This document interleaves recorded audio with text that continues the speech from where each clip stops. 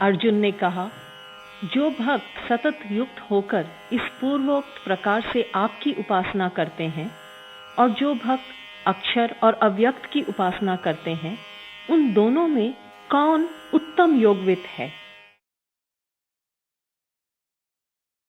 श्री भगवान ने कहा, मुझ में मन को एकाग्र करके नित्य युक्त हुए जो भक्तजन परम श्रद्धा से युक्त होकर मेरी उपासना करते हैं, वे मेरे मत से युक्ततम हैं, अर्थात श्रेष्ठ हैं।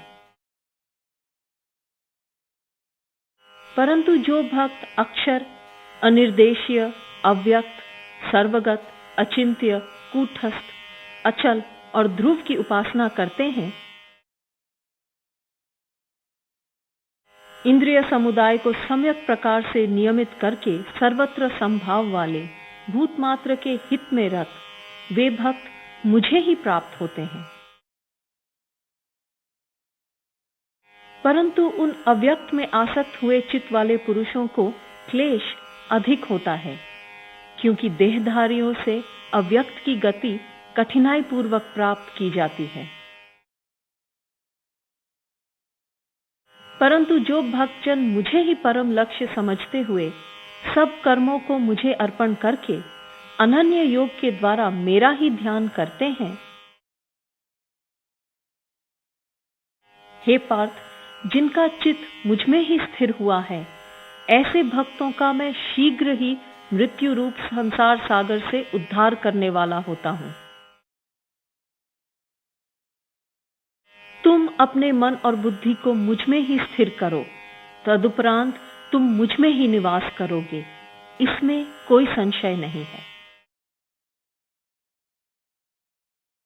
हे धनंजय, यदि तुम अपने मन को मुझ में स्थिर करने में समर्थ नहीं हो, तो अभ्यास योग के द्वारा तुम मुझे प्राप्त करने की इच्छा अर्थात प्रयत्न करो। यदि तुम अभ्यास में भी असमर्थ हो, तो मत कर्म परायण बनो। इस प्रकार मेरे लिए कर्मों को करते हुए भी तुम सिद्धि को प्राप्त करोगे। और यदि इसको भी करने के लिए तुम असमर्थ हो, तो आत्म संयम से युक्त होकर मेरी प्राप्ति रूप योग का आश्रय लेकर तुम समस्त कर्मों के फल का त्याग करो। अभ्यास से ज्ञान श्रेष्ठ है, ज्ञान से श्रेष्ठ ध्यान है, और ध्यान से भी श्रेष्ठ कर्मफल त्याग है। त्याग से तत्काल ही शांति मिलती है। भूतमात्र के प्रति जो द्वेष रहित है तथा सबका मित्र तथा करुणावान है, जो ममता और अहंकार से रहित, सुख और दुख में सम और क्षमावान है, जो संयतात्मा दृढ़ निश्चयी योगी सदा संतुष्ट है, जो अपने मन और बुद्धि को मुझ में अर्पण किए हुए है, जो ऐसा मेरा भक्त है, वह मुझे प्रिय है। जिससे कोई लोग उद्वेग को प्राप्त नहीं होता और जो स्वयं भी किसी व्यक्ति से उद्वेग अनुभव नहीं करता है, तथा जो हर्ष, अमर्ष, भय और उद्वेगों से मुक्त है, वह भक्त मुझे प्रिय है।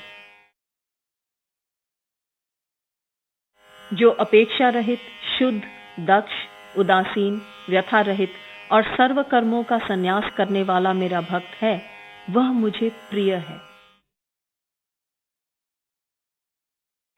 जो न हर्षित होता है और न द्वेष करता है, न शोक करता है और न आकांक्षा, तथा जो शुभ और अशुभ को त्याग देता है, वह भक्तिमान पुरुष मुझे प्रिय है।